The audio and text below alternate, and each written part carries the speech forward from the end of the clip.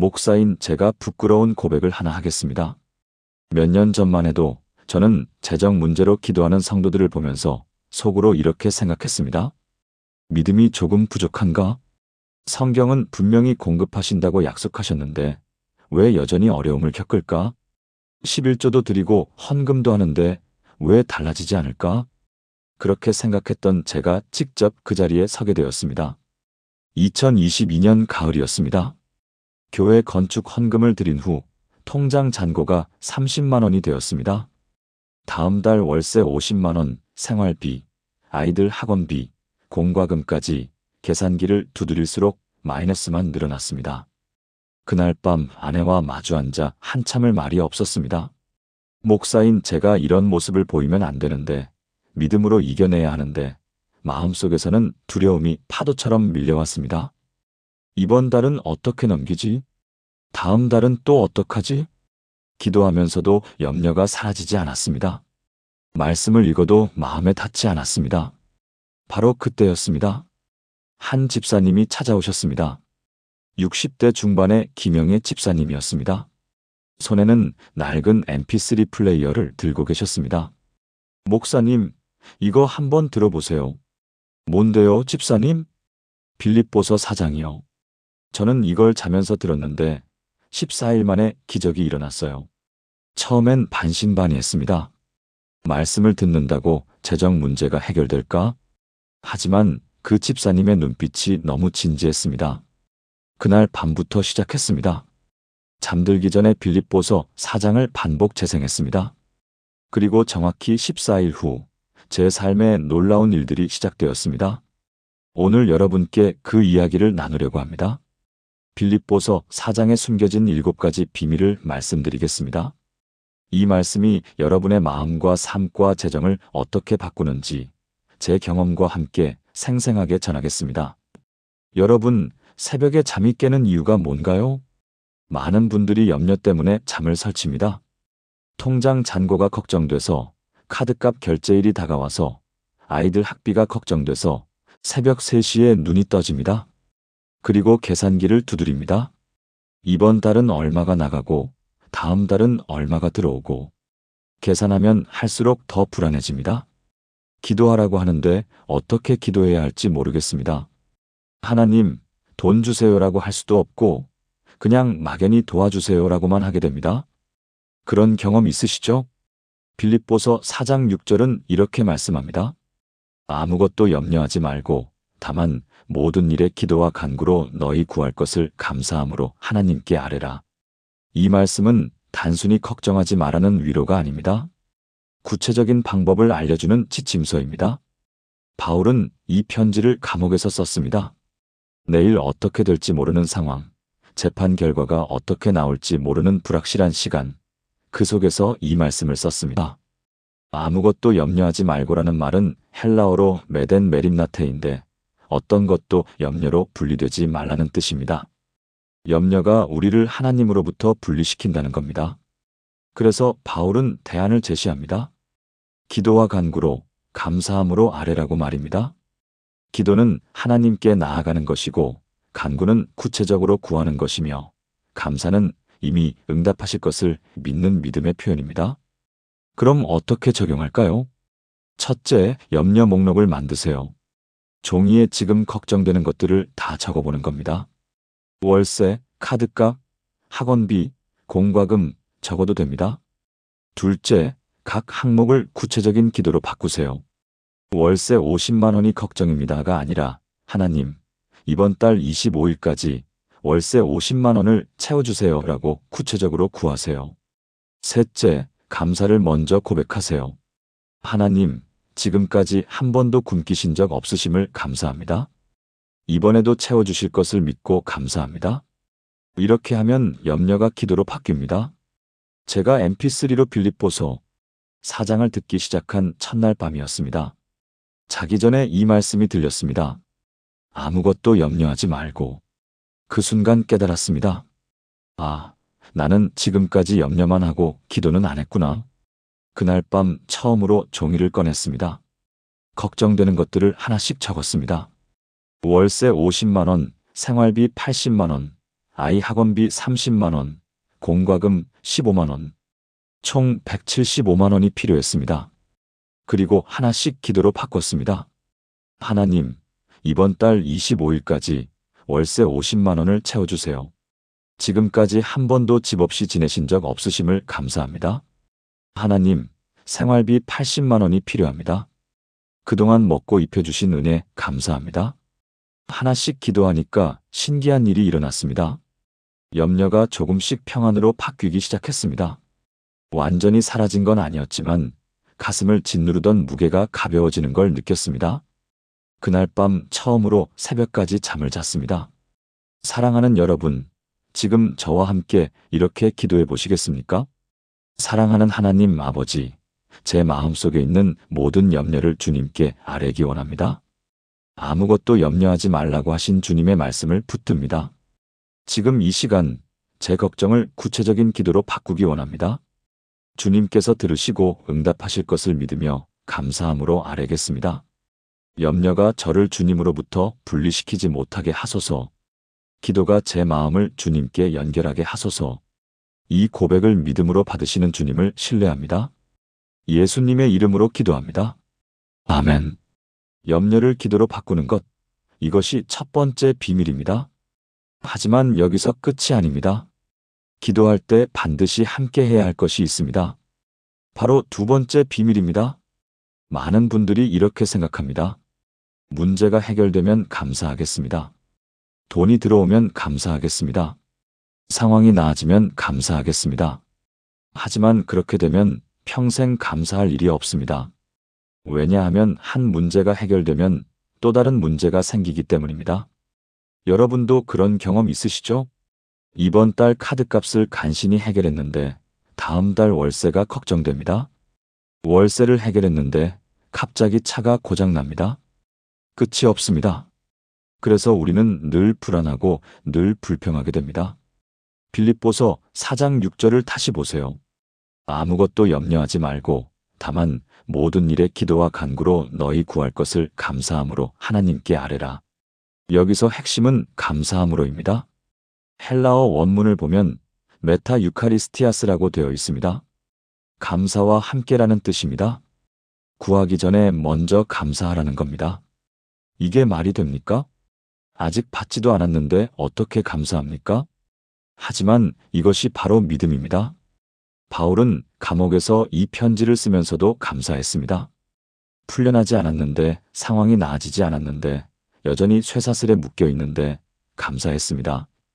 왜냐하면 감사는 상황에 대한 반응이 아니라 하나님의 신실하심에 대한 반응이기 때문입니다.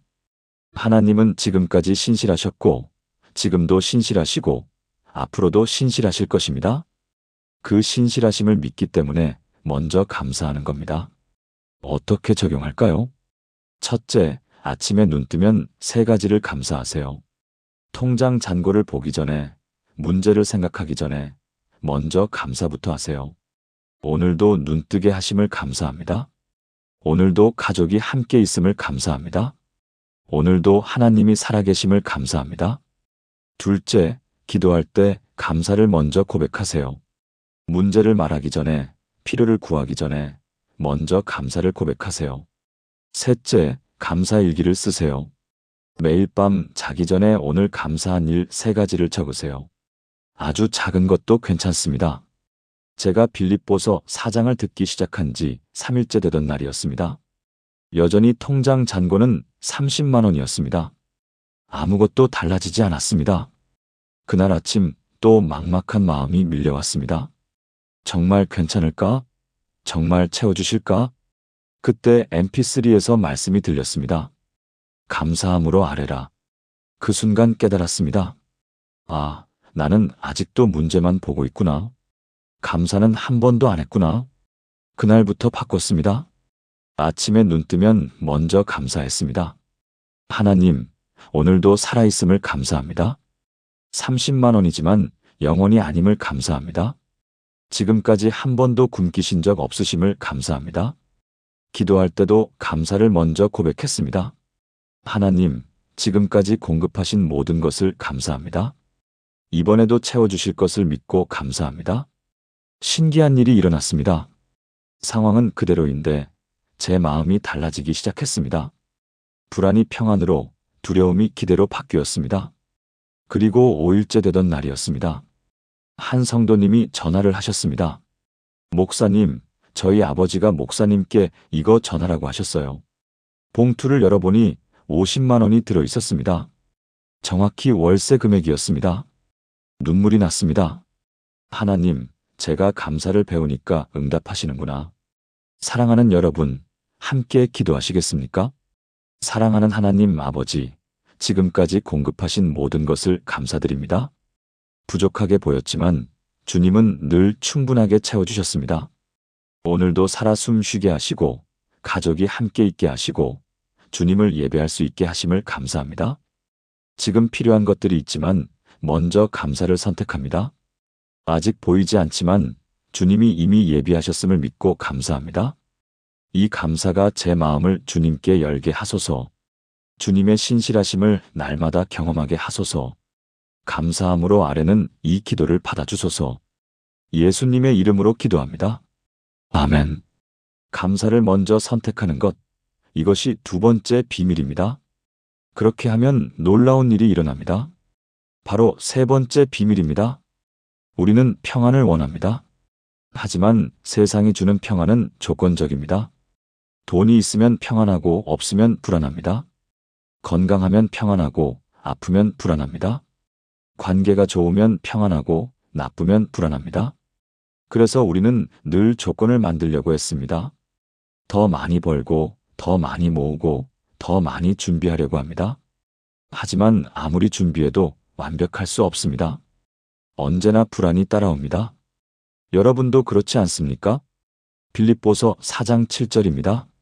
그리하면 모든 지각에 뛰어난 하나님의 평강이 그리스도 예수 안에서 너희 마음과 생각을 지키시리라.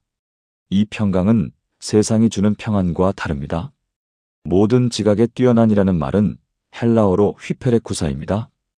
훨씬 넘어서는 이해할 수 없는이라는 뜻입니다. 상황은 여전히 어려운데 평안합니다. 문제는 해결되지 않았는데 평안합니다. 통장 잔고는 그대로인데 평안합니다. 이게 말이 됩니까? 이것이 바로 하나님의 평강입니다. 인간의 이해를 넘어서는 상황을 초월하는 평안입니다. 바울은 감옥에서 이 평강을 경험했습니다. 쇠사슬에 묶여 있는데 평안했습니다. 내일 죽을지 모르는데 평안했습니다. 왜냐하면 이 평강은 상황이 주는 게 아니라 하나님이 주시기 때문입니다. 어떻게 이 평강을 경험할까요? 첫째, 염려를 기도로 바꾸세요. 둘째, 감사를 먼저 선택하세요. 셋째, 그리스도 예수 안에 거하세요. 그리스도 예수 안에서라는 말은 예수님과 연합되어 있다는 뜻입니다. 예수님이 어디 계십니까? 하나님 우편에 계십니다. 우리가 예수님 안에 있으면 우리도 하나님 우편에 있는 겁니다. 그러니 두려울 게 없습니다. 매일 이렇게 고백하세요. 나는 그리스도 예수 안에 있습니다. 하나님의 평강이 내 마음과 생각을 지키십니다. 빌립보서 4장을 듣기 시작한 지 7일째 되던 날이었습니다. 그날 아침 은행에서 전화가 왔습니다. 대출 상환일이 다가오는데 잔고가 부족하다는 내용이었습니다. 순간 가슴이 철렁했습니다. 어떡하지? 아직 돈이 안 들어왔는데. 그런데 신기한 일이 일어났습니다. 예전 같으면 하루 종일 불안했을 텐데 이번엔 달랐습니다. 마음 깊은 곳에서 평안이 올라왔습니다. 말로 설명할 수 없는 평안이었습니다. 하나님이 지금까지 지켜주셨는데 이번에도 지켜주시겠지. 그냥 그런 확신이 들었습니다. 그날 오후 3년 전에 빌려줬던 돈을 갚겠다는 전화가 왔습니다. 완전히 잊고 있었던 돈이었습니다. 금액은 정확히 대출 상환액과 똑같았습니다. 그때 깨달았습니다. 이게 모든 지각에 뛰어난 평강이구나. 상황이 해결되기 전에 먼저 평안을 주시는구나. 하나님의 평강은 문제가 없어서 오는 게 아니라 하나님이 함께 계셔서 오는 것이었습니다. 사랑하는 여러분, 이렇게 기도해 보시겠습니까? 전능하신 하나님 아버지, 모든 지각에 뛰어난 주님의 평강을 구합니다. 지금 제 상황은 여전히 어렵지만 주님 안에서 평안하기 원합니다. 이해할 수 없지만 주님이 주시는 평강을 붙듭니다. 제 마음과 생각을 그리스도 예수 안에서 지켜주소서. 두려움 대신 평안을, 불안 대신 확신을 주소서. 상황이 아니라 주님을 바라보게 하소서. 문제가 아니라 주님의 신실하심을 붙들게 하소서. 이 평강으로 오늘 하루를 살아가게 하소서. 예수님의 이름으로 기도합니다. 아멘. 하나님의 평강을 경험하는 것, 이것이 세 번째 비밀입니다. 이 평강이 우리 마음에 자리 잡으면 더 깊은 변화가 시작됩니다. 바로 네 번째 비밀입니다. 우리 시대의 가장 큰 병은 불만족입니다. 가지면 더 갖고 싶고 이루면 더 이루고 싶습니다. 누군가는 월 200만 원으로 행복한데 누군가는 월 500만 원으로도 부족합니다. 왜 그럴까요? 비교하기 때문입니다. 이웃과 비교하고 SNS 친구들과 비교하고 과거의 나와 비교합니다. 그러면서 늘 부족하다고 느낍니다. 나만 왜 이럴까? 다른 사람들은 다 잘 사는 것 같은데. 그런 생각 해보신 적 있으시죠? 빌립보서 4장 11절에서 12절입니다. 내가 궁핍함으로 말하는 것이 아니니라. 어떠한 형편에든지 나는 자족하기를 배웠노라. 나는 비천에 처할 줄도 알고 풍부에 처할 줄도 알아. 모든 일곧 배부름과 배고픔과 풍부와 궁핍에도 처할 줄 아는 일체의 비결을 배웠노라. 바울은 자족하기를 배웠다고 말합니다. 헬라어로 아우타르케스인데 스스로 충분한이라는 뜻입니다. 외부 조건에 의존하지 않고 내면에서 만족을 찾는다는 겁니다. 그런데 여기서 중요한 건 배웠다는 표현입니다. 자족은 저절로 오는 게 아닙니다. 배워야 합니다. 훈련해야 합니다. 바울은 비천에 처할 줄도 알고 풍부에 처할 줄도 안다고 말합니다.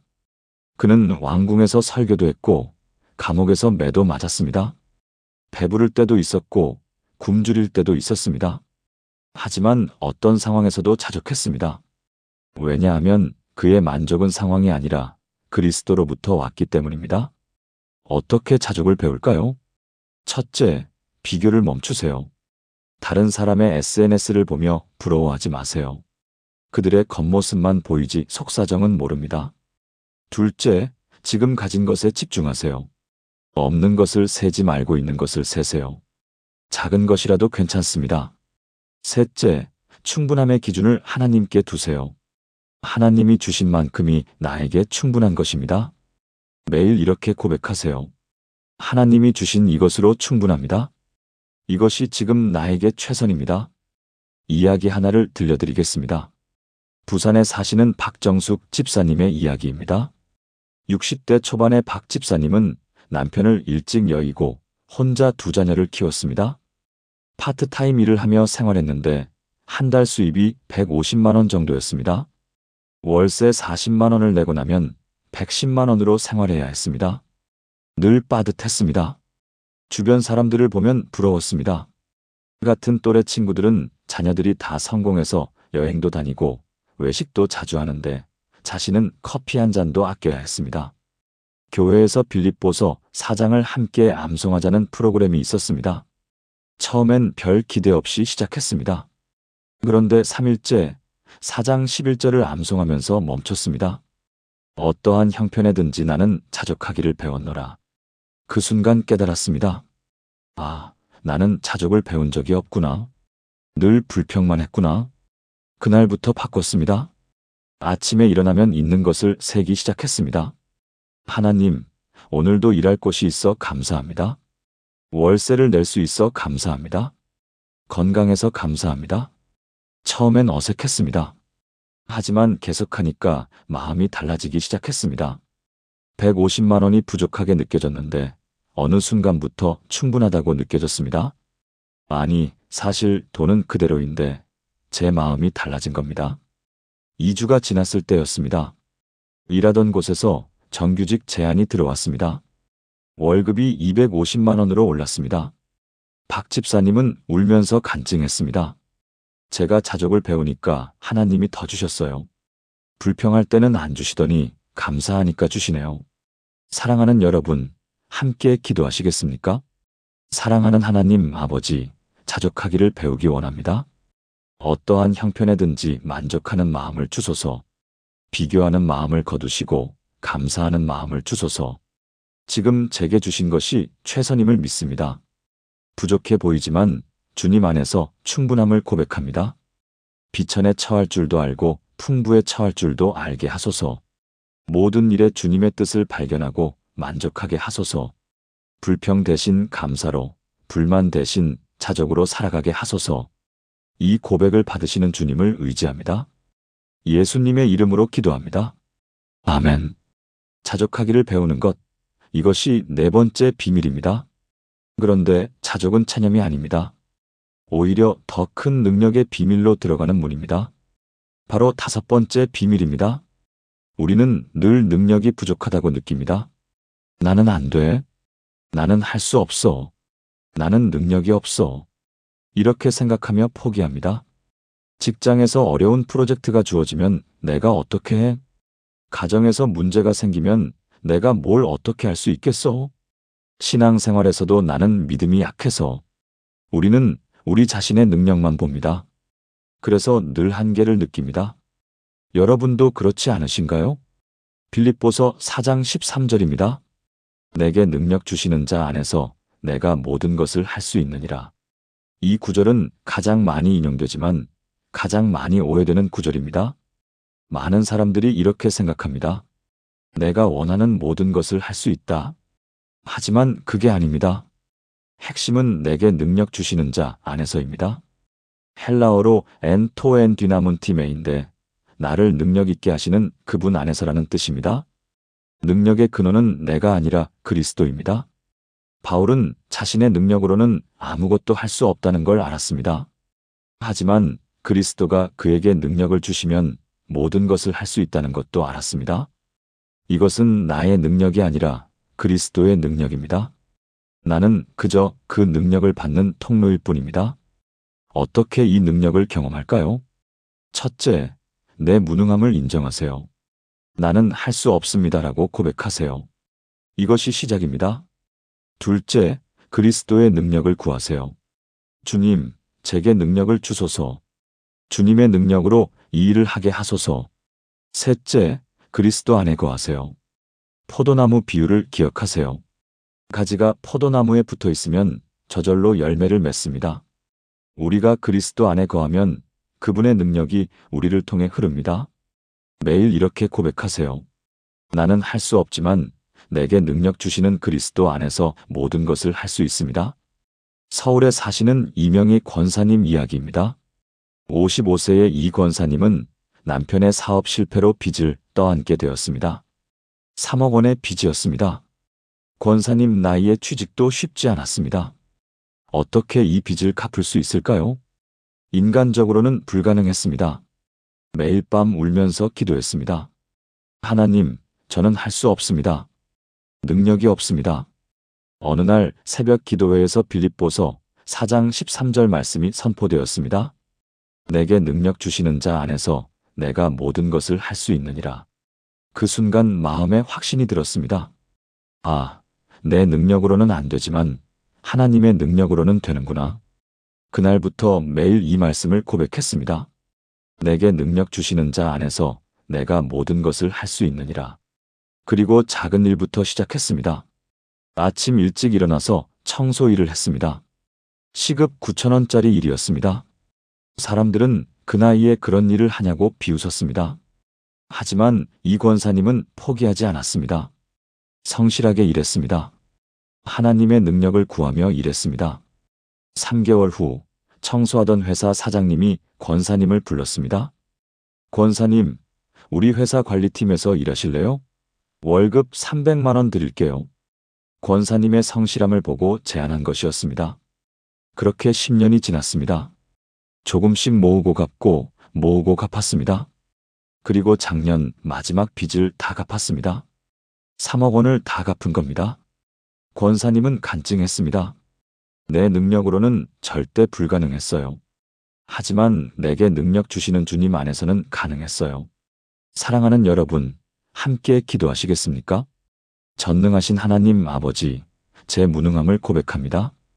제 능력으로는 아무것도 할 수 없습니다. 하지만 주님의 능력을 구합니다. 내게 능력 주시는 자 안에서 모든 것을 할 수 있음을 믿습니다.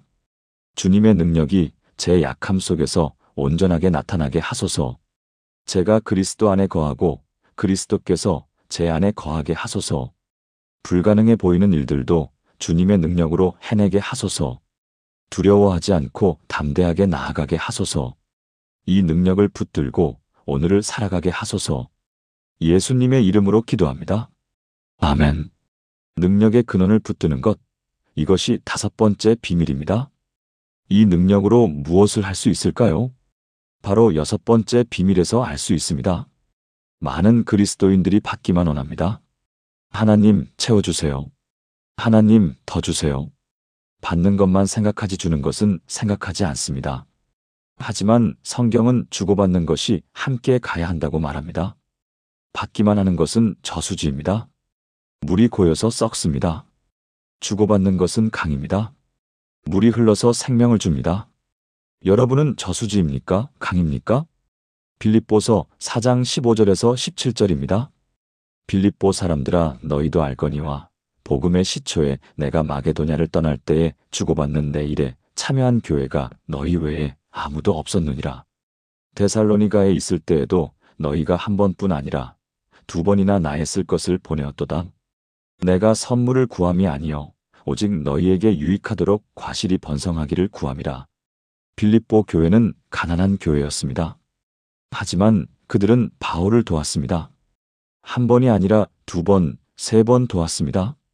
그들은 받기만 하는 교회가 아니라 주고받는 교회였습니다. 바울은 그들의 선물을 받으면서 과실이 번성하기를 구한다고 말합니다. 헬라어로 카르폰인데 열매라는 뜻입니다. 주는 것은 씨앗을 뿌리는 것입니다. 씨앗을 뿌리면 반드시 열매가 맺힙니다. 많이 뿌리면 많이 거두고 적게 뿌리면 적게 거둡니다. 이것이 하나님의 법칙입니다. 어떻게 적용할까요? 첫째, 받은 것에 감사하며 주세요. 하나님께 받은 은혜를 이웃과 나누세요. 둘째, 부족해도 주세요. 빌립보 교회는 가난했지만 주었습니다. 부족함은 핑계가 될 수 없습니다. 셋째, 기쁨으로 주세요. 억지로 주거나 마지못해 주는 것은 하나님이 기뻐하지 않으십니다. 매일 이렇게 고백하세요. 하나님께 받은 것을 기쁨으로 나누며 복의 통로가 되겠습니다. 대구에 사시는 김철수 집사님 이야기입니다. 45세의 김 집사님은 작은 치킨집을 운영했습니다. 한 달 수입이 300만 원 정도였는데 가족 생활비를 빼면 남는 게 별로 없었습니다. 그런데 어느 날 빌립보서 4장을 묵상하다가 15절 말씀이 마음에 와닿았습니다. 주고받는 일에 참여하라. 나도 주어야겠다. 그 생각이 들었습니다. 하지만 솔직히 여유가 없었습니다. 그래도 시작하기로 했습니다. 매달 10만 원씩 어려운 이웃을 돕기 시작했습니다. 교회에서 소개하는 독거노인 한 분께 매달 쌀 1포대를 사드렸습니다. 10만 원이면 쌀 2포대를 살 수 있었습니다. 처음 3개월은 아무 변화가 없었습니다. 오히려 더 빠듯해진 것 같았습니다. 역시 안 되나?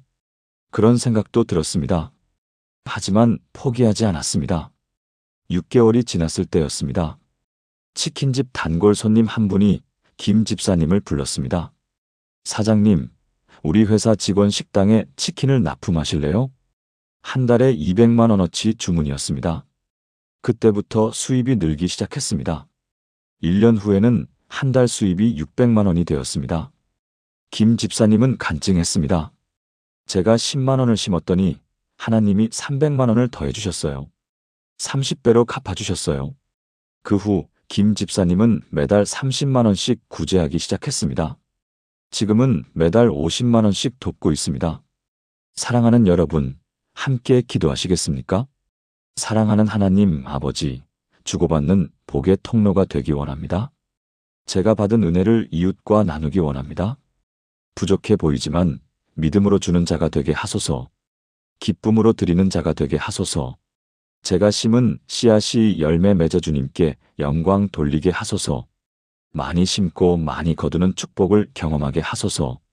인색함을 버리고 후한 마음을 주소서. 받기만 하는 자가 아니라 주는 자가 되게 하소서. 이 결단을 기쁘게 받으시는 주님을 신뢰합니다. 예수님의 이름으로 기도합니다. 아멘. 주고받는 복의 통로가 되는 것, 이것이 6번째 비밀입니다. 그렇게 하면 마지막 비밀이 완성됩니다. 바로 7번째 비밀입니다. 우리가 지금까지 나눈 6가지를 실천하면 어떤 일이 일어날까요? 하나님의 채우심을 경험하게 됩니다. 이것은 단순히 돈이 생기는 것이 아닙니다. 마음이 채워지고 삶이 채워지고 모든 필요가 채워지는 것입니다. 많은 사람들이 채워짐을 돈으로만 생각합니다. 하지만 하나님의 채우심은 그보다 훨씬 큽니다. 여러분에게 진짜 필요한 것이 무엇입니까? 빌립보서 4장 19절입니다. 나의 하나님이 그리스도 예수 안에서 영광 가운데 그 풍성한 대로 너희 모든 쓸 것을 채우시리라. 이 말씀을 주의 깊게 보세요. 나의 하나님이라고 말합니다. 바울의 하나님이 아니라 나의 하나님입니다. 개인적이고 친밀한 관계입니다. 그리스도 예수 안에서라고 말합니다. 그리스도와 연합된 자들에게 주시는 약속입니다. 영광 가운데 그 풍성한 대로라고 말합니다. 헬라어로 카타토 플루토스인데 그의 부요함의 기준대로라는 뜻입니다. 우리의 필요에 따라서가 아니라 하나님의 풍성함에 따라서 채우신다는 겁니다. 하나님은 얼마나 풍성하십니까? 온 우주를 창조하신 분입니다. 그 풍성함으로 채우신다는 겁니다. 너희 모든 쓸 것을이라고 말합니다.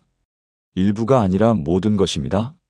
재정뿐 아니라 건강, 관계, 지혜, 평안, 기쁨, 모든 것을 채우십니다. 어떻게 이 채우심을 경험할까요? 첫째, 염려를 기도로 바꾸세요. 둘째, 감사를 먼저 선택하세요. 셋째, 하나님의 평강을 경험하세요. 넷째, 자족하기를 배우세요. 다섯째, 능력의 근원을 붙드세요. 여섯째, 주고받는 복의 통로가 되세요. 그러면 일곱째, 하나님의 채우심을 경험하게 됩니다. 이것은 단계적인 과정입니다. 매일 이렇게 고백하세요. 나의 하나님이 그리스도 예수 안에서 영광 가운데 그 풍성한 대로 나의 모든 쓸 것을 채우십니다. 제 이야기를 마무리하겠습니다. 빌립보서 4장을 듣기 시작한 지 14일이 되던 날이었습니다. 그날 아침 일어나서 통장을 확인했습니다. 놀라운 일이 일어났습니다. 여러 곳에서 돈이 들어와 있었습니다. 3년 전 빌려줬던 돈, 잊고 있던 환급금, 예상치 못한 사례금, 모두 합쳐서 정확히 175만 원이었습니다. 제가 첫날 밤에 종이에 적었던 그 금액이었습니다. 월세 50만 원, 생활비 80만 원, 학원비 30만 원, 공과금 15만 원. 한 푼도 모자라지 않고 정확히 175만 원이었습니다. 그 순간 무릎을 꿇고 울었습니다.